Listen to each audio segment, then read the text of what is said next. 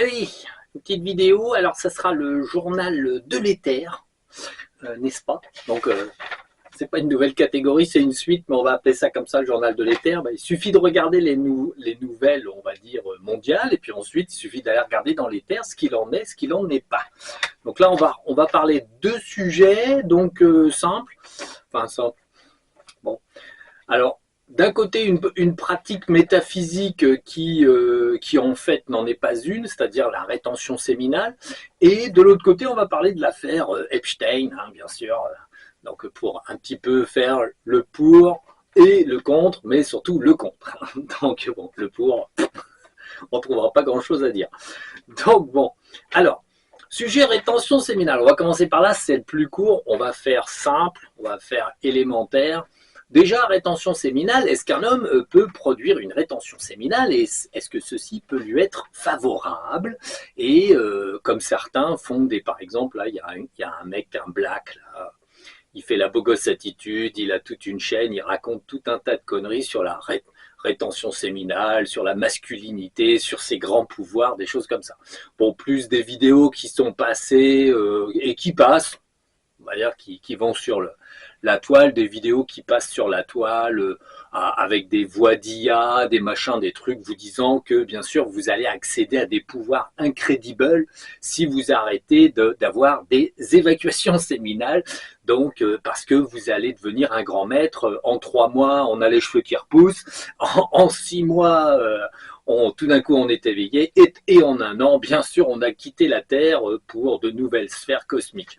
Donc bon, ça, c'est certaines vidéos sur la pseudo-évolution hein, qui donnent ça. Bon, le petit Black, là, je crois qu'il est en Afrique. Hein. Donc, bon, il est gentil, mais il est complètement, on va dire, à côté de ses pompes. Et surtout, il bug. Hein. Il y a beaucoup de choses qui sont très incohérentes dans ce qu'il dit. Donc, bon, pour faire le point, en fait, est-ce qu'il existe une rétention séminale? D'où ça vient un petit peu cette tradition ou pas? Alors déjà, premièrement, le corps ne fait pas de rétention séminale.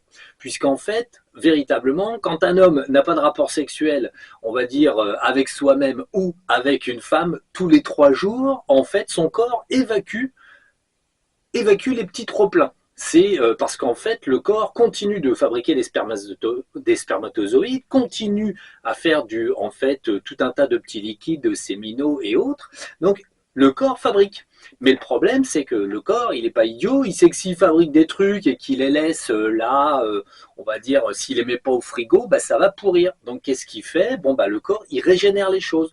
Donc, un homme ne fait jamais de rétention séminale dans le sens où, régulièrement, en fait, il évacue dans les urines, hein, c'est prosaïque, c'est bête, mais c'est comme ça. Un homme évacue dans les urines tout simplement, en fait, la semence en trop, la plus vieille, hop, et tout est régénéré régulièrement et refabriqué de façon tout simplement naturelle.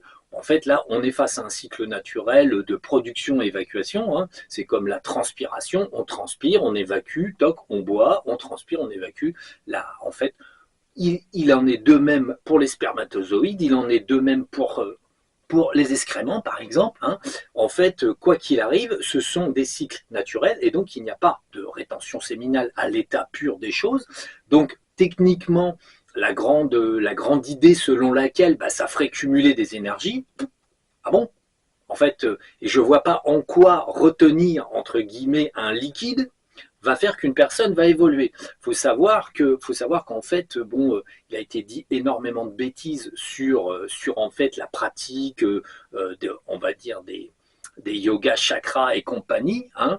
Donc il a été dit beaucoup de choses. Nous, pour notre part, je l'ai déjà expliqué dans une autre vidéo, la seule chose qu'on ait pu constater, c'est que derrière, on a des bons gros dédés qui font drimer les gens par rapport, par exemple, à des pratiques sexuelles étant, on va dire, haut de gamme, hein, une pratique sexuelle qui ferait venir l'illumination ou une connerie de ce genre, la seule chose qu'on voit derrière, c'est une connerie d'abord, et d'un autre côté, ce qu'on voit derrière, c'est des DD. On va dire, il n'y a pas une pratique sexuelle qui va donner lieu à une augmentation de la Kundalini, et tout d'un coup, le gars, il va devenir super malin. Absolument pas. Toutes les personnes qui passent par on va dire, des consommations sexuelles dans l'idée de déclencher la Kundalini, en fait, ils peuvent faire ça toute leur vie, ça ne changera strictement rien à ce qu'ils sont. C'est pas du tout comme ça que ça marche. L'évolution, c'est une question dans la tête. c'est de l'énergie, c'est dans la tête, donc c'est une pratique métaphysique, c'est une méditation exercée, c'est aller dans l'éther, se nettoyer, enfin, ça n'a rien à voir avec le physique. Il y a des petits gars, là, des gourous pâtis mes couilles et autres abrutis des Indes qui se jettent sur les fesses pour, on va dire, ils se jettent sur le sol avec plus ou moins des excroissances en dessous pour déclencher des montées de Kundalini. La seule chose qui se font, c'est qu'ils se font mal. Hein.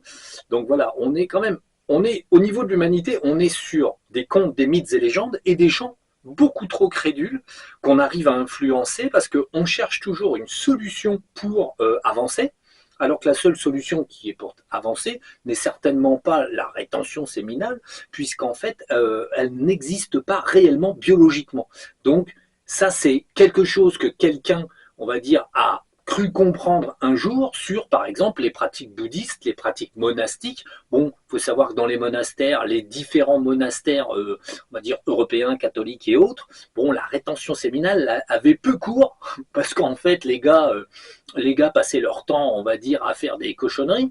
Hein, ils n'étaient pas du tout évolués. C'était des êtres qui, la plupart du temps, en fait, étaient à côté de leur pompe. Il y avait beaucoup d'homosexualité, par exemple, forcée, entre guillemets, dans les monastères. Et ensuite, pour ce qui est des êtres qui ne consommaient pas de sexualité, ils n'en avaient pas besoin, puisqu'en fait, ils allaient dans l'astral, ils méditaient toute la journée ou des choses comme ça. Qu'est-ce qui faisait qu'ils n'en avaient pas besoin? C'est parce que leur esprit était occupé ailleurs. C'est tout. Ils ne pensaient pas à la sexualité. Pourquoi? Parce qu'ils n'avaient jamais été éduqués par et dans l'idée, on va dire, qu'il y ait une vie sexuelle.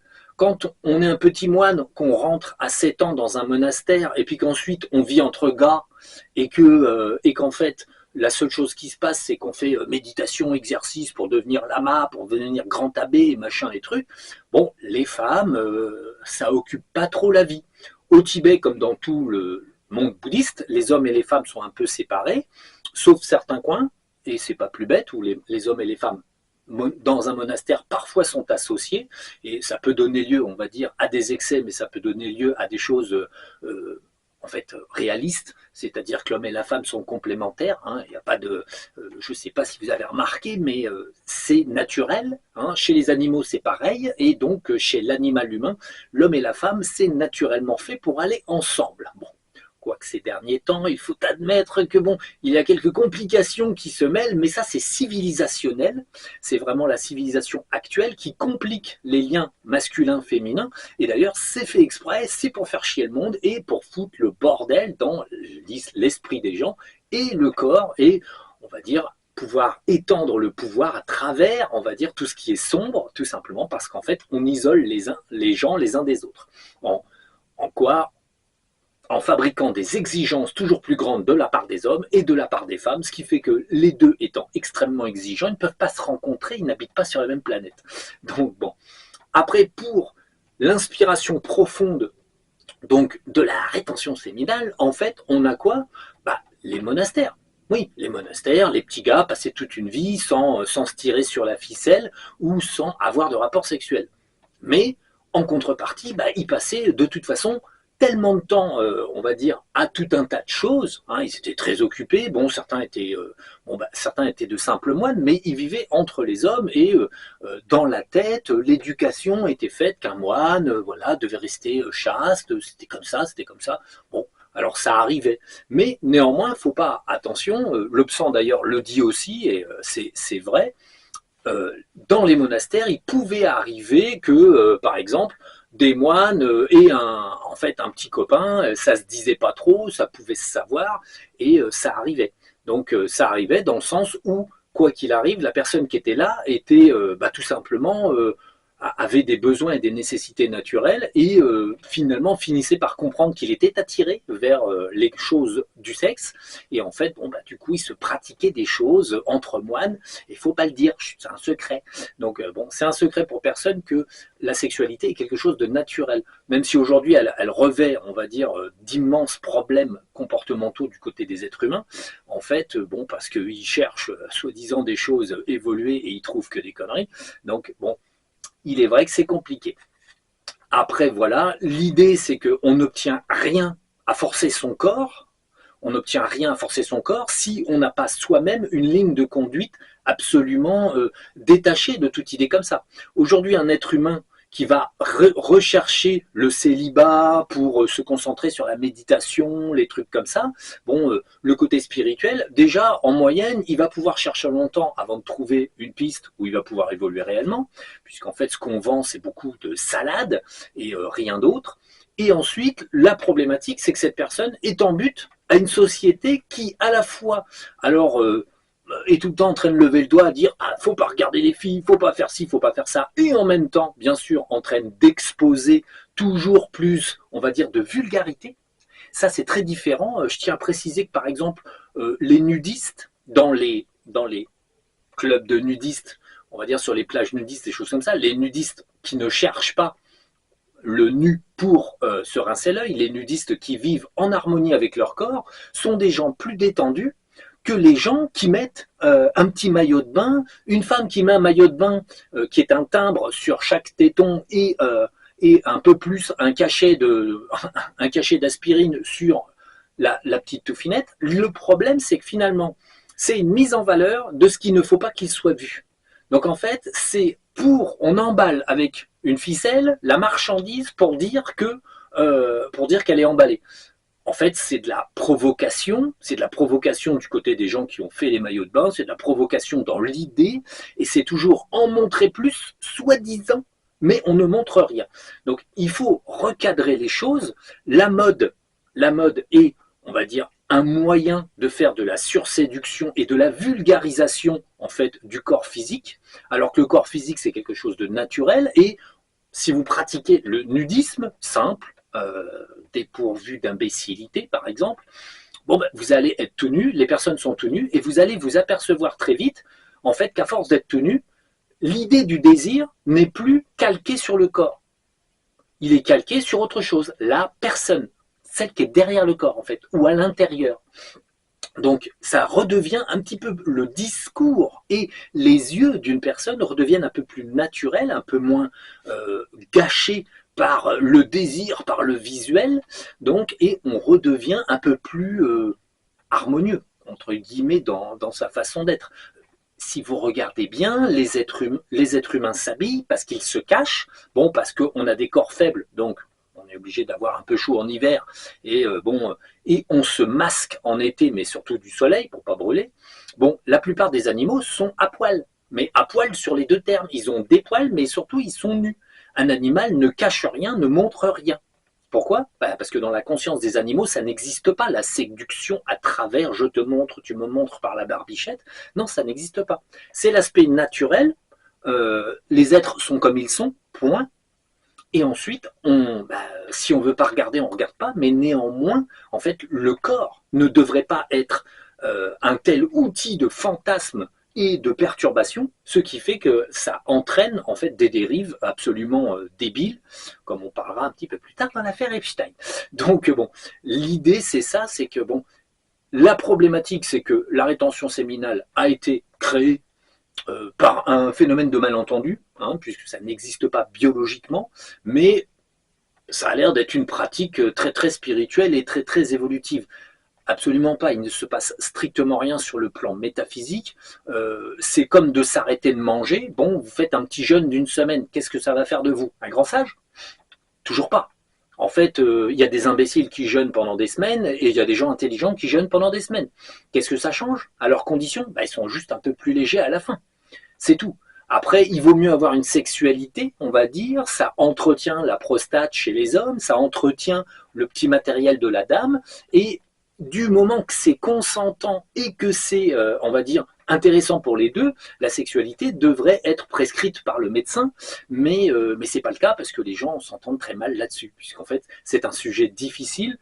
C'est un sujet complexe, l'humanité baisouille, parfois fait l'amour, et en fait, la plupart du temps, fait n'importe quoi. Et en fait, bon, le problème, c'est que c'est très rattaché aux sentiments, les sentiments sont rattachés aux pensées, les pensées sont rattachées aux frustrations d'un individu. De ce fait, une femme comme un homme va trouver du plaisir, on va dire, un certain temps avec son conjoint, et ensuite, quand il y a des petits désamours, quand il y a des petits problèmes, quand il y a des petits soucis, tout ça s'évapore et il ne reste plus que l'acte, lui-même.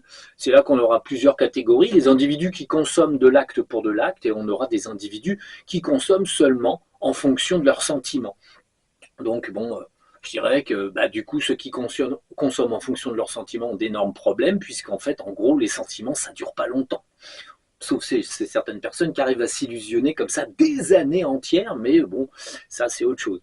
Donc c'est les fonctionnements de l'être humain. C'est un sujet qui est simple, la rétention séminale, c'est un sujet qui ne devrait même pas exister, et qui pourtant qui existe, parce que dans cette société, toutes sortes de dérives existent, on a de tout dans n'importe quel sens, et ça fait partie de tout dans n'importe quel sens.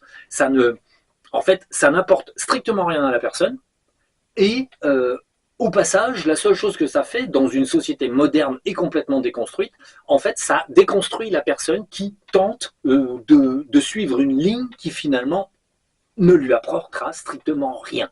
On va dire, vaut mieux aller faire du jardin que de faire de la rétention séminale. Ça, le jardin, ça rapporte des petits légumes. Bon, voilà, la rétention séminale, ça ne rapporte strictement rien. Et en plus, il faut savoir que derrière, on va dire, la sexualité se cache des tas de petits dédés qui vous embêtent et qui, on va dire, mettront bien sûr en place, si vous essayez de faire de la discipline sur vous, les petits dédés mettront en place tout un tas de perturbations pour démettre en place ce que vous tentez de faire. Pourquoi ? Pour vous embêter.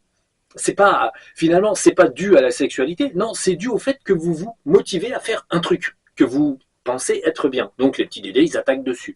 Si on essaye de se concentrer pour méditer, bon, les petits dédés essayent d'arrêter la méditation en mettant des tas de petites pensées partout.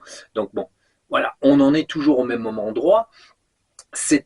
On va dire, c'est comme d'habitude, c'est une chose qui est récupérée, on va dire, par tout un tas d'êtres humains, et qui malheureusement, c'est une pensée. Les pensées sont type contagieuses, donc quand quelqu'un dit quelque chose, ça a tendance à influencer l'autre. Donc il y a des courants comme ça, des courants de pensée qui font parfois pas mal d'émules et qui sont toxiques. Et bon, cette pratique-là, c'est pareil, ça, c'est une pratique qui sert pour un être humain à rien, on va dire, et puis qui n'est pas réel, c'est-à-dire il n'y a pas de... Bon, si on arrête de manger du gras, on arrête de manger du gras. On fait attention, on ne mange plus de gras. Bon, la rétention séminale, on ne peut pas faire attention et ne pas, en fait, avoir une perte séminale, puisqu'elle s'effectue naturellement. On ne peut pas aller contre la nature à ce niveau-là. Donc, c'est en fait, on botte en touche. C'est pas une pratique. C'est une pratique illusoire. Donc on est dans une fausse information qui va avec une fausse pratique, puisque de toute façon, ça n'existe pas biologiquement. Donc c'est tout. On peut s'arrêter de taper sur son voisin. Ça, c'est un truc, oui, bon, allez, j'arrête de taper sur mon voisin, c'est pas bien, bon, il a mal, puis bon, je m'arrête, quoi. Bon, ça, c'est volontaire, vous voyez. Bon, pas la rétention séminale. C'est involontaire, le corps fabrique, évacue, et recommence à fabriquer et à évacuer. Donc, c'est un non-sujet. Et toutes les personnes qui vont mettre de la métaphysique dans le sujet sont complètement à côté de la plaque. La métaphysique, je connais bien, malheureusement, c'est un peu toute ma vie, mais le truc, c'est que je ne vais pas m'étendre en technique métaphysique, puisqu'il n'y a rien derrière. On ne va pas alimenter un débat qui finalement n'existe pas. C'est ça qu'il faut voir. Il faut savoir trier à un moment donné un vrai sujet et un non-sujet. Donc une erreur, tout simplement d'appréciation, ça n'existe pas, point. Et ensuite, ça existe, point. C'est comme de dire qu'un dédé a une âme. Bon, ah oui, les dédés, ils ont une âme, ils nous parlent, ils sont conscients. Bon, voilà, quand on sait de quoi on parle, on fait un dédé, ça n'a pas d'âme. Ça n'est personne, c'est une égrégorisation. On coupe, on met à la poubelle. Bon, après, une entité astrale parasite, ça effectivement une étincelle divine qu'on recycle un peu plus tard. Donc c'est même pratique, on coupe et on dégage. Mais néanmoins, tout est là. Tant qu'on ne sait pas qu'on ne sait pas, la plupart du temps, on a tendance à aller dans tous les côtés. L'information ici posée, c'est simplement que ça n'est pas une pratique qui existe, puisqu'elle est incorrecte au niveau du concept, et ça n'est pas non plus quelque chose qui est bon à pratiquer, puisque ça encombre le mental, et ça va littéralement, finalement, en fait, apporter des difficultés supplémentaires dans l'esprit d'un être humain, alors que aujourd'hui, à l'heure actuelle, il n'y a pas besoin de ça pour les difficultés, il y en a partout, donc bon, pas besoin de s'en mettre une autre de plus, c'est pas le problème. Donc bon, après, un moine dans un monastère, qui médite, qui fait des ohms toute la journée, bon, n'aura pas de rapport sexuel, bon, bah, c'est pas très grave. Bon, pas pour autant qu'il sera plus évolué. Hein. Donc bon, ça change rien. Faire des ohms, méditer, faire ci, faire ça, et véritablement aller dans la bonne direction, c'est pas la même chose. Donc voilà. Donc on va passer sur ce sujet, puisque bon, on pourrait s'étendre sur toutes les soi-disant bienfaits qui sont vantés par des vidéos qui sont tout à fait fausses. Et en fait, avec des voix d'IA et des petites images, des mecs avec des barbes et des grands des petits airs sages, tout ça est fabriqué par IA et en fait ne veut rien dire, et repris par une personne comme cet Africain là qui franchement, il déborde sur on va dire, le mental quand même. On sent qu'il commence à dérailler quand même parce qu'il a une petite tête en ce moment. C'est un peu normal. Bon, si on fait dans les infos petite tête, aujourd'hui, enfin depuis là, bien 15 jours, 3 semaines, le soleil nous fait des chargements, nous fait des bifurcations énergétiques. Donc monsieur le soleil, en fait, digère tout un tas d'informations et d'énergie. On a des petits alignements planétaires, plus une pleine lune, des trucs comme ça. Donc ça a été pas mal le cirque sur le plan énergétique. Donc vous vous êtes pas senti top, vous n'avez pas trop dormi parfois sur certaines nuits, et vous êtes un peu vaseux, fatigué, lassé, en manque de sommeil. Et ça c'est vraiment là c'est en ce moment. Bon, ça va peut-être aller en s'améliorant. Là, a priori, ce soleil va nous faire un rototo sur début mars là. Bon, où il va s'ébrouer un peu plus. Mais comme je l'ai déjà dit, de toute façon, le soleil, il ira crescendo. Hein. Il y aura des activités, des baisses, des activités, des baisses, mais c'est toujours en augmentant. Même si les scientifiques ont dit que ça y est, le soleil était tombé dans son minimum de Maurer, donc un cycle soi-disant de dormance. Donc c'est tout à fait faux, puisqu'en fait, oui, effectivement, si on était dans les cycles d'avant, peut-être, oui, pour être dans son petit minimum, à l'heure actuelle, il rentrera dans aucun minimum que ce soit. Donc, vous remarquerez que vos téléphones portables mettent du temps à ouvrir une fenêtre, conservent des choses bloquées, et ça met du temps à s'évacuer. Bah, tout simplement parce que le soleil produit, en fait, écrase les signaux et force, on va dire, force sur tout ce qui est électromagnétique. Du coup, l'information circule plus lentement, ça bug, ça met du temps avant on va dire, de passer. Donc là, en ce moment, information de base. Donc si vous n'êtes pas top, c'est normal, vous êtes comme tout le monde. Donc, on va revenir donc sur l'actualité palpitante, quoique un peu effacée par la guerre là en ce moment, parce qu'en fait justement il faut faire passer la précédente histoire par une autre. Hein. On fait du crescendo, on essaye de distraire la population mondiale. Alors, affaire Epstein, déjà, petit point de détail, Epstein, soi-disant, mort en prison, pauvre gars, pauvre tipeur. Alors, Epstein, évacué de la prison, oui, habite dans une petite villa luxueuse à l'heure actuelle, très bien, ça va très bien pour lui, et il continue sa vie comme il la faisait avant. Toujours aussi, on va dire, déglingué du cerveau. Donc là, ça c'est la petite information de base. Nous, on a été voir, hein, localiser sur Terre quelqu'un, c'est d'une facilité déconcertante. Donc bon, voilà, il est là, il va bien, hein, vous inquiétez pas. Donc ensuite, l'affaire Epstein, pour les chiffres, c'est 60% de faux. Hein, donc parce que, imaginez bien, le gouvernement américain déclassifie tout un tas de choses. Qu'est-ce qu'on fait depuis des années? On surinforme pour déformer. Donc là, à l'heure actuelle, dans l'ensemble de tout ce qu'il y a 60% de faux, 40% de vrai. Bon, c'est bien suffisant, 40% de vrai, pour que ça soit pas bien beau. Hein. Moi, j'avais déjà parlé des sacrifices humains du côté des francs-maçons. Hein. C'est ce qui est en fait en place. Alors, avec l'affaire Epstein, hein, c'est juste des francs-maçons, des Illuminati qui font leur petite vie. Simplement, là, on est sur alors c'est une grande révélation, hein, soi-disant, hein, bon, pour tout le monde. C'est surtout que c'est en fait médiatisé en masse. Et pourquoi? Le fond de l'histoire, pourquoi médiatiser quelque chose comme ça qui expose certains membres? Alors vous remarquerez que c'est déjà, tous ceux qui sont exposés sont déjà des gens exposés. On n'a pas vraiment de nouveaux noms, on n'a pas vraiment de nouvelles affaires. Tout ça, c'était dans les starting blocks, simplement, c'était pas connu du très grand public. C'était connu de tous ceux qui grattent. là-dedans et qui regarde et qui cherche et qui trouve. Donc là, il n'y a rien de nouveau, on va dire, sous le soleil. Simplement, ce qui se passe là, c'est qu'on fait un grand battage médiatique. Pourquoi? Eh ben, on appelle ça le complexe du purineur.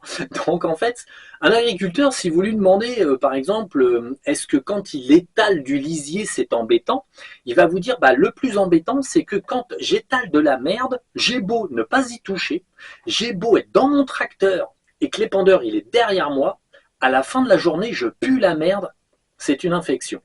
Pourquoi? Bah parce que le lisier, la merde en concentré, eh ben ça sent très mauvais. Ça contamine le reste. Donc les Illuminati, dans leur grande sagesse, bien sûr, en fait se sont dit c'est peut-être un petit peu l'heure quand même de contaminer l'humanité avec nos pratiques à nous, hein, nos petits trucs, nos petits trucs qui nous amusent nous. Donc en fait, qu'est-ce qu'ils font?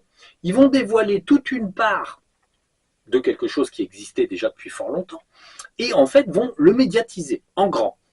Hein, en déclassifiant. Donc bon, alors on va revenir dessus, vous verrez qu'ils ne déclassifient pas tout et que tout un tas de personnes en ce moment vont très bien et continuent ce qu'ils faisaient et ce qu'ils feront encore. Donc l'idée, c'est qu'en fait, là, c'est surtout d'habituer l'humanité à baigner dans cette merde, en fait, puisque là, ça permet en fait d'étaler tranquillement cette merde au grand jour. Et à quoi ça sert? Bah, d'éclabousser les gens. En fait, que tout le monde sentent l'odeur de la merde, leur merde en fait. Pourquoi? Bah, c'est une manière de s'habituer. Si un être humain, comme une grenouille à l'heure actuelle, on le plonge dans un liquide chaud instantanément, il sort de sa baignoire, mais si on met de l'eau chaude toujours un peu plus à la grenouille, elle meurt bêtement dans sa baignoire parce qu'elle se sera habituée à la chaleur. C'est un petit peu un phénomène de couche et surtout de rajout, de rajout et de rajout. Vous remarquerez que la politique, l'économie, les illégalités en tout genre, ils rajoutent des petites couches. On apprend très très régulièrement que les gouvernements piquent du fric aux gens, mais c'est très très régulier. Vous voyez, on vous apprend à vous habituer à être des vaches à lait. Ensuite, là, on va juste vous apprendre à tolérer les pratiques des puissants en tant que tels que de toute façon, ils ne seront pas punis. Donc, en fait, on étale de la merde dans l'idée, en fait, d'abord, ça va, en fait, primo, tous ceux qui sont un peu dans cette mouvance vont se dire c'est chouette, ça va, je suis pas tout seul, puis en plus je crains rien. Et puis d'un autre côté, ça peut attirer de la clientèle chez les francs-maçons en se disant ouais, ça c'est sympa. Donc tous les dégénérés vont aller chez les francs-maçons. Bon, il y a déjà une bonne tartinée, bah, ça en fera plus. Et ensuite, ça fait que tout le monde est obligé de baigner dans cette atmosphère. Et ça permet que tout le monde s'habitue. Ce qui fait que ça deviendra une sorte de sujet habituel. Ce sera un sujet habituel. Comme aux États-Unis, les fusillades. En fait, aux États-Unis, il y a plus d'une grande fusillade par jour. Il y a plus de 365 fusillades de masse par année aux États-Unis. Ça devient un non-sujet, c'est normal. Oh, il y a encore une fusillade? Oh, c'est pas grave, c'est normal, c'est les États-Unis. Hein. Bon. Bah, après, il y a encore eu des histoires de pédophilie et de meurtre et ils bouffent de la chair humaine. Oh, c'est pas grave, c'est l'humanité. Voilà. En fait, on en est là. C'est une histoire où en fait, on fait baigner l'ensemble de l'humanité dans un petit bain bien sale, de façon à ce que l'humanité elle-même, en fait, se salisse elle-même. Tous ceux qui vont s'intéresser à ça, ils absorbent des tas d'informations et même s'ils s'y opposent, ça banalise dans l'esprit les choses. On voit des choses, et du coup, là où une petite chose, on aurait sauté au plafond, ben non, mais c'est tout petit, donc c'est pas grave. On va prendre plutôt la grosse chose, on va sélectionner le gros problème qu'on peut pas résoudre, et on va dire ça c'est grave. Et ensuite, le petit problème de voisinage où le père a un petit peu violé sa fille, bah ça, ce sera pas grave parce que c'est qu'un père et sa fille. Donc bon, ce sera relatif, quoi. Dans un merdier total, ça sera relatif. Donc l'idée, elle est là. Salir l'humanité, l'habituer à bien baigner dans une odeur de merde sans qu'elle puisse d'abord s'en séparer et en même temps, de toute façon, y faire quoi que ce soit. Donc, on obtient un savant mélange où les gens s'assombrissent, parce qu'en fait, l'idée, c'est d'assombrir l'humanité, pendant qu'elle ingère tout un tas d'informations. Déjà que l'information en fait, la surinformation YouTube et autres, là, c'est pour assombrir l'humanité, puisqu'en fait, à chaque information, vous avez des dizaines, des centaines et des milliers d'informations suivantes, donc vous ne savez plus où donner de la tête. Là, ça sera ça. C'est pour ça qu'il y a 60% de faux, 40% de vrai. Un peu de bien dégueulasse, bien gore à droite à gauche, et puis ensuite, on met des fioritures. Pourquoi faire? Pour qu'il y ait de la masse, plus de volume. Comme ça, tout le monde s'y intéresse, tout le monde gratte dessus, tout le monde se salit, met les mains dedans, et puis à la fin réalisera que de toute façon, les grands méchants, eux, courent toujours. Donc, pour faire comme ça un petit détail, bon, qu'on peut résoudre dans l'éther, par exemple, il y avait la petite Maddie McCann, qui était une petite fille qui avait été enlevée au Portugal en 2007, elle avait 3 ans. Bon, ça a beaucoup fait parler de soi, les parents sont restés sur place, c'était des Anglais, ils ont cherché partout, bien sûr, on a soupçonné le père, la mère, la cousine, le frangin. Bon, comme d'habitude, les flics, toujours le même museau planté là où il faut pas, parce que quelque part, comme les flics savent très bien qui fait le coup, ils vont renifler le cul de ceux qui n'ont rien fait, c'est évident, un bon clébard bien dressé à la con, ça donne ça. Donc, très intéressant, et en fait, où est-ce qu'elle est passée? Où est-ce qu'elle est passée? Est-elle en vie? Donc nous, on a regardé dans les terres, véritablement, la petite Maddie. En fait, la petite Maddie, elle n'est pas morte. Ce qui m'étonnait déjà, je me suis dit, bon, elle n'est pas morte. Bon, c'est peut-être pas mieux, c'est peut-être pas pire. Donc bon, la petite Maddie, aujourd'hui, elle n'est pas morte. Simplement, elle est dans une baraque. On pourrait appeler ça donc une maison de reproduction franc-maçon Illuminati. Alors celle-là, je vous rassure, elle n'est pas dans les dossiers Epstein, parce qu'en fait, les gens qui s'occupent de cette maison, c'est du haut du panier. Du coup, pas question que ça soit cité ou quoi que ce soit. Cette maison, il y a des filles qui sont là, qui sont élevées, qui sont en fait élevées dans un cadre où de toute façon, tout est fait pour... bon, alors c'est confortable, mais on les a élevés comme des créatures complètement immorales, complètement débiles. Et bien sûr, au départ, on les viole, ensuite on les habitue. Elles sont plus violées, elles ont juste une vie sexuelle différente des autres. Et puis ensuite, elles se reproduisent. Donc, ils font reproduire ces petites nanas. Donc, ils en ont plusieurs. Là, c'est une villa où il y a plusieurs jeunes femmes qui reproduisent, qui font des bébés et qui servent au sacrifice, par exemple. On a dénombré pas moins de une vingtaine de bébés enterrés dans la propriété. Alors, pourquoi se casser la tête à enterrer dans la propriété alors que c'est pas malin? Parce que celle-là, je vous garantis que vous irez... Enfin, il n'y aura jamais un flic qui viendra mettre un coup de pelle là, parce qu'en fait, les gens qui sont là sont des très très haut placés, donc pas question que eux soient incriminés d'une manière ou d'une autre.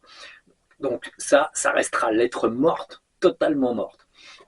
Donc bon, là, ce qui se passe, bon, c'est du classique, c'est dans la veine de ce qu'ils font ailleurs. Simplement, voilà, elle, comme elle était mignonne à l'époque, ils l'ont prise, ils l'ont mise là parce que ça les fait marrer, c'est tout. En fait, on est sur les débordements du pouvoir, donc ce que donne en fait pouvoir, argent et domination, et c'est pas nouveau. Là, on est vraiment sur du pas nouveau du tout. Il faut savoir que les Illuminati, les francs-maçons, leurs origines, on va dire, de ce genre de pratique, ça date en fait tout simplement du temple du serpent. Voilà, c'est l'époque du temple du serpent. Alors, le temple du serpent, c'est quoi? En fait, c'était une secte qui s'appelait le temple du serpent. Alors ça, c'était une secte qui a à peu près 7000 ans. Mais d'où elle vient? En fait, c'est très simple. À un moment donné, les Anunnakis, reptiliens, vivaient sur Terre et avaient des adeptes humains, des esclaves humains là, qui étaient là, sachant que les Anunnakis reptiliens mangeaient de la chair humaine. Ça leur arrivait assez fréquemment parce que c'est pas dégoûtant pour eux en fait. Du coup, ils mangeaient de la chair humaine et tout simplement ils avaient des serviteurs. Et comme ils étaient considérés comme des dieux, en fait, c'est de là que vient le temple du serpent, le temple des reptiliens.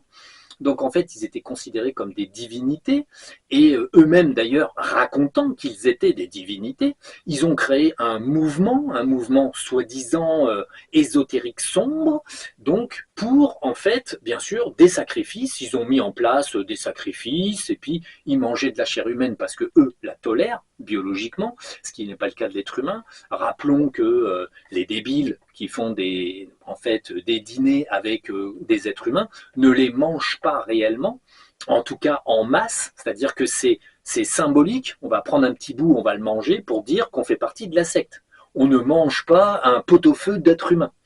Encore que cuit, ça passerait, mais là, l'intérêt, c'est de manger cru. Donc, on ne peut pas digérer de viande crue de grande quantité, ni boire du sang en grande quantité. En fait, seuls les Inuits le peuvent. En très moyenne quantité, ils peuvent manger de la viande crue parce que eux, ça fait des millénaires qui se nourrissent, par exemple, de foie ou de cœur cru, de phoques et autres petites bêtes qui chassent. Pourquoi? Parce qu'en fait, dans un foie, par exemple, les Inuits, ils trouvent de la vitamine C, et c'est la seule source de vitamine C, par exemple, en Antarctique. Donc, ils mangent en fait du foie, pas en Antarctique, en Arctique.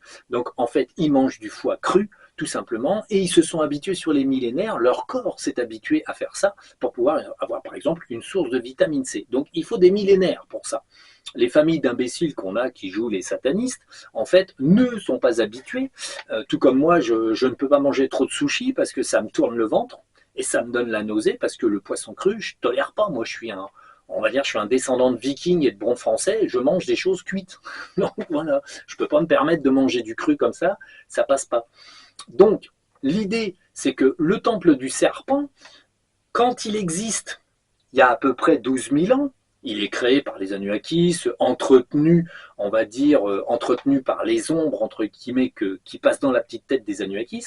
Donc, et il y a donc tout un tas d'êtres humains qui servent ce petit monde-là et qui voient les Anunnakis comme des dieux. Hein. Bon.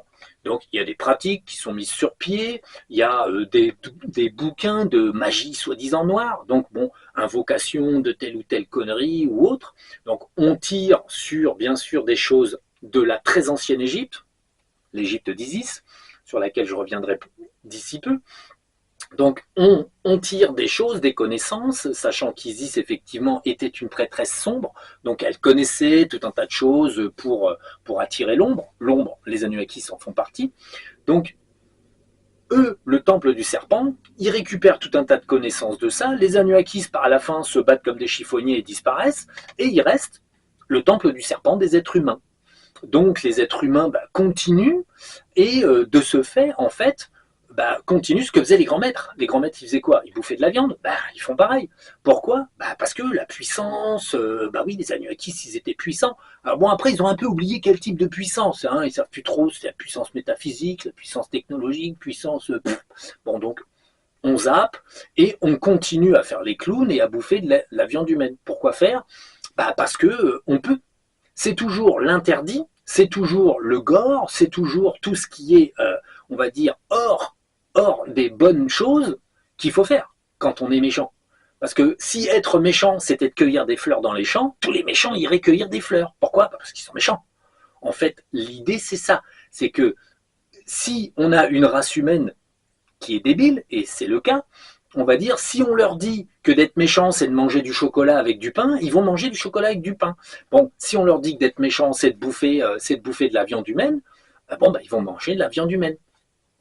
Dites ça à une tribu de cannibales qui bouffe de la viande humaine depuis toujours, ils vont dire quoi, de la viande humaine? Et alors? Et alors? Quoi? C'est normal. J'ai mangé Claude la semaine dernière, bon, c'est normal. Pour un cannibale, manger de la viande humaine, ça est juste un phénomène de chasse. Il n'y avait que ça la semaine dernière à manger au self. On a mangé Robert, c'est tout quoi. Donc l'idée, elle est là. Tout ça, c'est un problème de concept. Et dans le concept des Illuminati, des Anunnakis ratés, hein, les Anunnakis foireux, donc manger de la viande humaine, c'était donc le top du top de l'ombre, et c'était le top du top des sacrifices. Donc comme on faisait des sacrifices humains avec du sang et ci et ça pour servir Démurge, hein, on en est toujours ces Dédés, hein, Monsieur Démurge en chef, le grand œil, hein, pour les abrutis qui savent pas, les Illuminati, bon c'est l'œil, mais les Illuminati sont tellement cons qu'en fait ils ont dû oublier pourquoi on dessinait un œil. C'est parce que la plupart des Dédés, les gros boss Dédés, c'est ce qu'on voit dans l'éther, un œil. C'est l'image qu'on en a très régulièrement. Si on a un gros Dédé dans l'éther et qu'on zoome sur lui, on va avoir un œil qui vous regarde, qui vous observe. Ça n'a rien d'humain, ça n'a rien de contextuellement historique, c'est juste un fait dans l'éther, un fait comme un autre. Donc, l'idée, c'est que cette pratique donc de manger du sang, de boire du sang, et puis de faire des pratiques satanistes et ci et ça. Bon, ça a été une chose qui a tenu, et bien sûr, dans une gouvernance de base, même il y a 10 000 ans, il y a 5 000 ans, et il y a, on va dire, il y a 3 jours, c'est toujours le même principe. On va faire quelque chose d'interdit. C'est interdit, il ne faut pas le faire. Mais c'est parce que nous, justement, les méchants, on est méchants, donc on le fait. Et puis surtout, on a le pouvoir. D'un, on a de l'argent. De deux, on est en haut de la société. De trois, en fait, on est des gros vilains parce qu'on fait partie d'un groupe donc sataniste, luciférien, anunnakisien, bon, neptunien, enfin, en fait, on s'invente, bien sûr, un logo. On s'invente un logo débile, Baphomet, hein, qui est une composition de plusieurs choses. Et on fait des logos, on crée des sectes de toutes pièces. De millénaire en millénaire, on interprète tout un tas de choses, hein, parce que c'est pas marrant si on se trompe pas.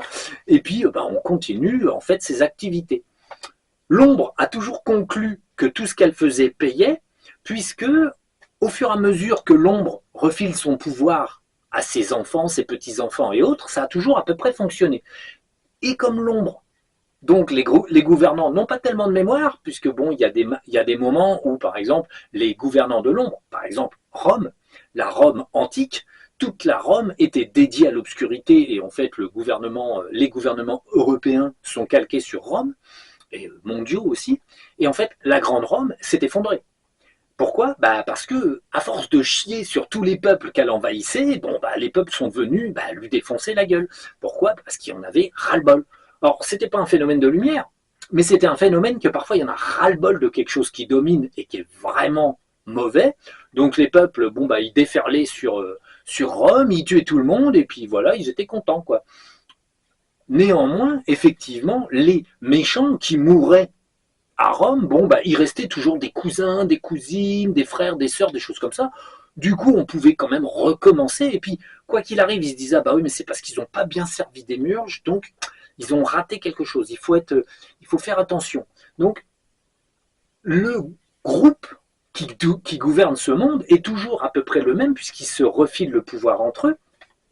Mais ils font des adeptes, ils créent des lignées d'adeptes, ils vivent dans une obsession de la lignée du sang, hein. Ça c'est une obsession qui est assez, on va dire, c'est pour ça qu'ils se croisent un peu entre eux, parce qu'il ne faut pas perdre les soi-disant les petits génomes reptiliens qui leur ont été filés par les Anunnakis, tout ça, quoi. Donc tous ces gens-là sont, on va dire, c'est les pires croyants qui soient. En fait, ils croient. Et tellement ils croient, en fait, ils mettent en pratique tout ce qu'ils croient. Et à l'heure actuelle, l'affaire Epstein, c'est juste, en fait, là, on découvre, entre guillemets, les pratiques assez quotidiennes, en fait, assez fréquentes, de groupes de gens complètement déglingués.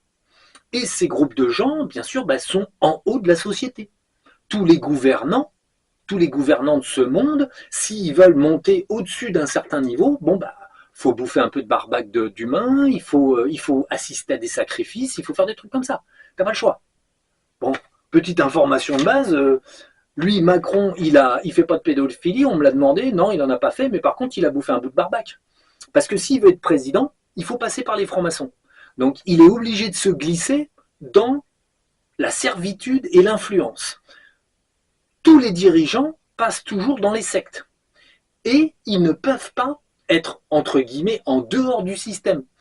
C'est un système où le coupable est une victime, la victime devient coupable, pour en fait ne pas pouvoir se sortir du système. Et toute personne tentant de sortir du système, une victime qui a elle-même été coupable, si une personne recule du système, elle est éliminée.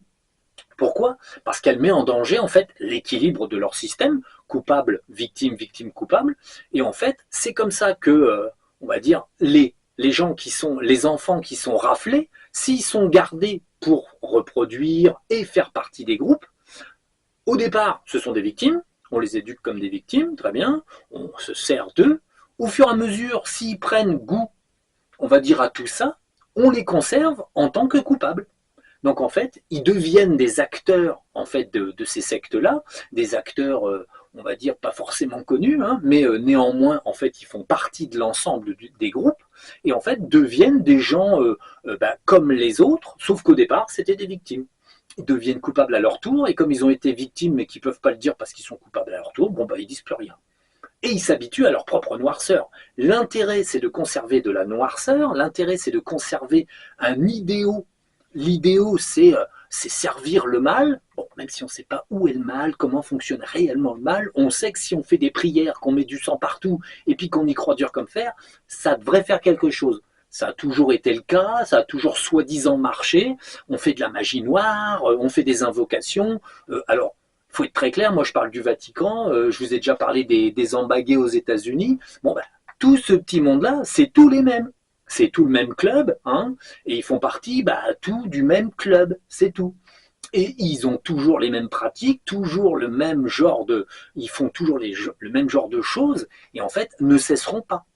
Ils vont juste sacrifier des pions. Là, on est sur un petit jeu d'échecs où en fait l'échiquier est tellement plein qu'on se dit oh, allez, on va sacrifier quelques petits pions. Alors, ils sacrifient les petits pions. On va pas le fou, le bouffon, la reine, tout ça. Non, non, on sacrifie pas. Quand on voit Epstein, il a servi, on va dire, de marionnette. On l'a agité dans tous les sens. Puis ensuite, comme il a quand même, c'est un bouffon, hein, donc c'est un bouffon quand même. Il est sur l'échiquier, il a un rôle.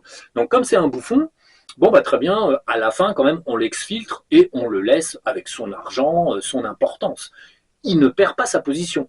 Les seuls pouvant perdre leur position, mais qui doivent se taire, attention, ne peuvent raconter que ce qu'on leur dit de raconter, vont être des petits pions, des tout petits pions. Ceux qui sont au bout de l'échiquier, et en fait, quand on bouge une pièce, ça fait tomber un petit pion. Donc, il y a trop de monde sur l'échiquier, en fait. Donc, à l'heure actuelle, le monde des très grands argentés a beaucoup augmenté.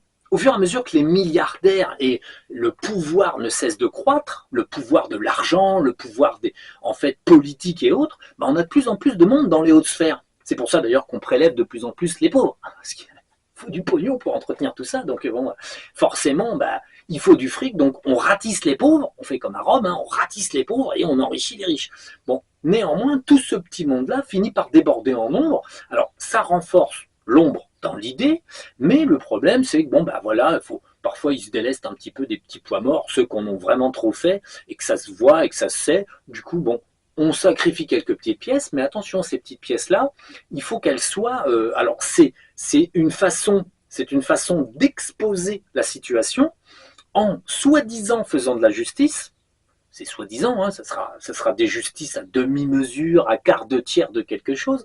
Si on se renseigne sur les problèmes de mœurs du côté des pauvres particuliers, quand vous avez des problèmes parce que votre fille a été violée, parce que si, parce que ça, parce que vous-même vous avez été violé, parce que vous avez vu des trucs et des machins, vous verrez que votre dossier stagne à une lenteur absolument inouïe.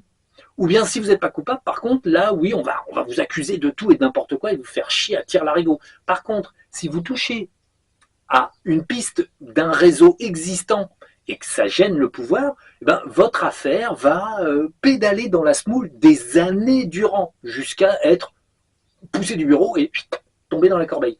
Donc ça, c'est la justice mondiale. Dans le monde entier, c'est comme ça. Faut pas rêver.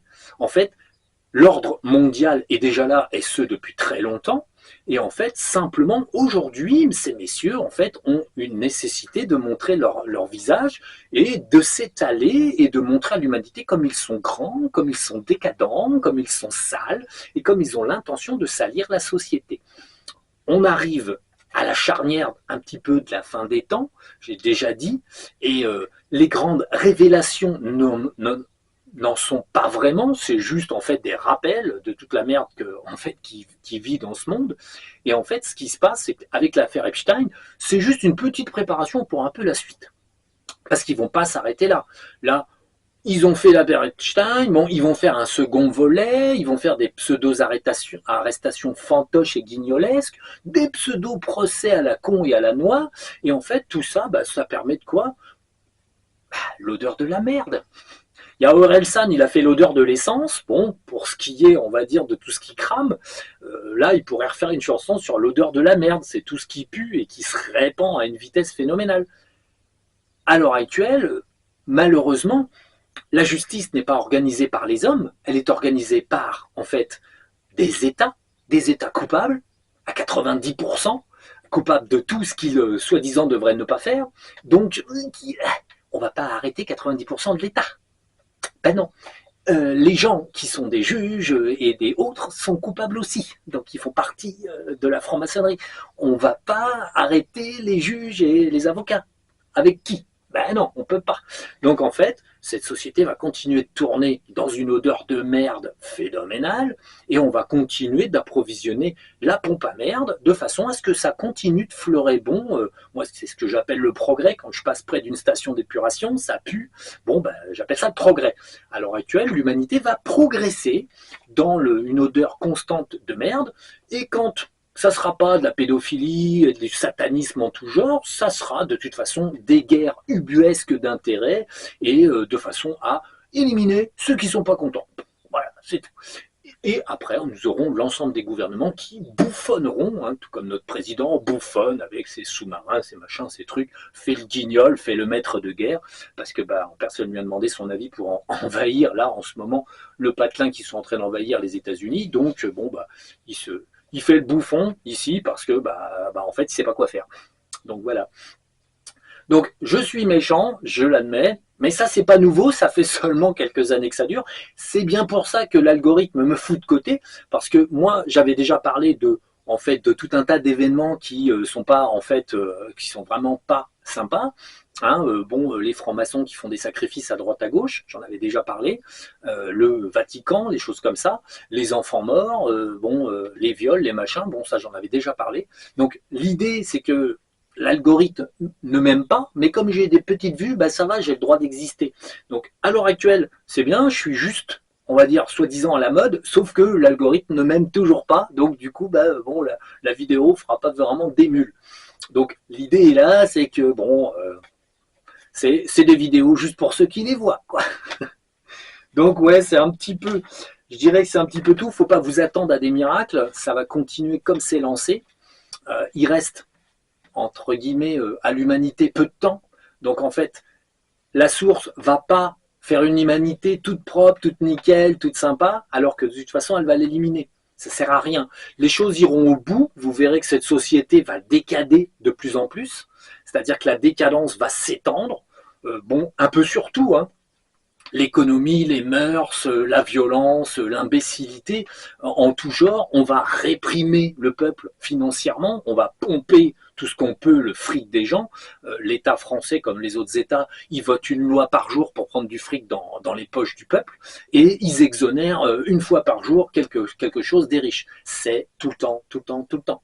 Et en fait, là, à l'heure actuelle, on est juste sur un moment où, de toute façon, il n'y a rien à attendre, on va dire, de l'humanité des dirigeants, parce qu'ils continueront de faire ce qu'ils ont toujours fait, dominer et salir tout ce qui touche, et l'humanité d'en bas, celle qui subit, ne pourra pas obtenir gain de cause, parce qu'en fait, l'humanité ne débarquera pas en masse pour prendre le pouvoir. Pourquoi? Parce qu'en fait, aujourd'hui, les médias, le téléphone, Internet et tout, tout est sous contrôle. Donc, quand vous voyez une révolution dans un pays, c'est organisé. C'est pas les gens qui se rebiffent. C'est organisé parce que on veut faire sauter un dirigeant qui gêne dans la direction de ce qu'on a envie de faire. Donc on fait sauter des dirigeants, on met à la place d'autres, et puis on fait pression dans tous les sens, et hop, on a un pays qui fonctionne comme on a envie.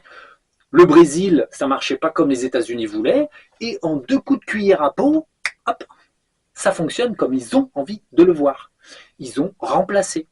Et quand ils ne peuvent pas remplacer un individu par des petites astuces électorales parce que ça ne marche pas, parce que le pays est trop fermé à leur contrôle, ils vont chercher Manu Militari, c'est tout. En fait, on est dans un monde qui est dominé par les violents, qui est dominé par les débiles, et malheureusement, il faut courber les chines en disparaissant soi-même, entre guillemets, c'est-à-dire ne pas trop se montrer, ne pas trop en faire, et puis surtout pas trop s'en occuper.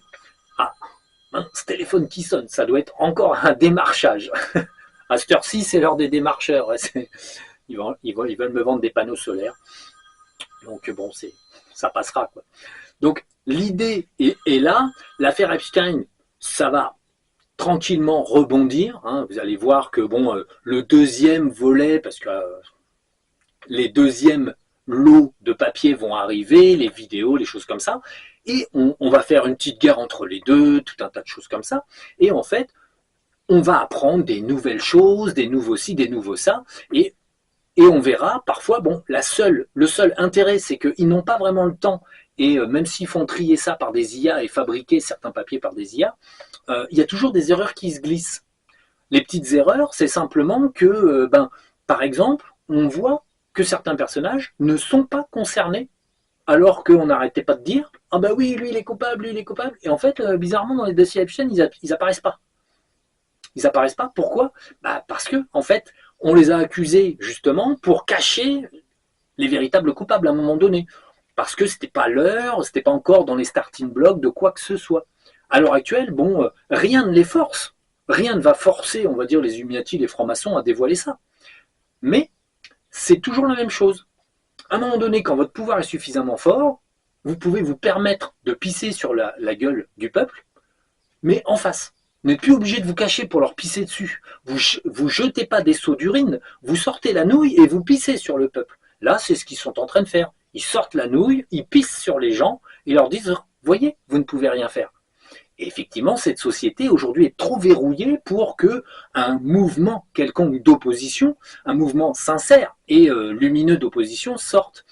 Les Illuminati et les francs-maçons, je pense, ont le petit souci qu'ils croient on va dire, au Messie, et ils croient peut-être à un grand monarque ou des trucs comme ça. Donc, toutes ces techniques, on peut dire, quelque part, de façon déguisée, si on cherche bien, pourquoi mettre de la merde? Eh bien, essayer de motiver, peut-être s'il y a un grand justicier quelque part, qui sorte, qu'on puisse le tuer. Donc, en fait, malheureusement, la source n'a pas renvoyé notre cher Vabelmis, qui était Jésus. Je vous fais bientôt une petite vidéo sur Jésus et réellement qui il est. Donc, il ne ressortira pas, il ne reviendra pas. En ce moment, il est en vigilature, il est en vacances. Il est en vacances à Paris-Estiran et trop occupé pour, on va dire, s'occuper des humains. Donc, l'idée est là, c'est que finalement, d'un côté, on sort de l'ombre en nourrissant l'espoir que si une force d'opposition de lumière devait pointer sa tête, qu'est-ce qu'on fait? On n'a plus qu'à la zigouiller, tout simplement. C'est les forces d'opposition qui cherchent. Si vous êtes allé de la merde, vous vous attendez à ce que des forces d'opposition ressortent. Après, vous n'avez plus qu'à trier tous les moutons noirs, ceux qui ne veulent pas faire comme les autres et obéir. Vous les prenez, hop, vous les foutez en prison, vous les faites glisser sur une savonnette au passage, et puis on n'en peut plus. En fait, pour trier, dans une société, pour trier la lumière et l'obscurité, il suffit d'étaler une tonne de merde, et en fait, si quelqu'un crie, si quelqu'un n'est pas content parce que ça sent la merde, on l'attrape et on s'en débarrasse, c'est tout. Donc, malheureusement, l'humanité va être face à ce jeu de rôle, un jeu de rôle où on va étaler de plus en plus d'injustice d'un côté, de façon à pouvoir trier les justes et les injustes. Et les justes seront ciblés de façon à pouvoir être attrapés. C'est aussi simple que ça. En fait, la justesse réelle, c'est que de toute façon, d'ici 7 ans, tout le monde est plié. C'est-à-dire tous les petits méchants, là, c'est terminé. En fait, ils ne passeront pas. Les barrières de photons arrivent, et ça n'est pas dépendant d'un être humain, c'est un cycle immuable, et en fait, il faut juste attendre 7 ans, et encore, dans 6 ans, ça sera très compliqué. Je ferai des vidéos pour expliquer le mode de complication. Donc, le monde est en train d'évoluer sur le point climatique et le point énergétique, et peu importe ce que feront les Illuminati, ils n'auront jamais le dernier mot, puisqu'en fait, eux, au dernier moment, ils meurent tous, en une seule fois. Donc, en 5 jours, il n'y aura plus aucune ombre sur Terre, ça sera terminé.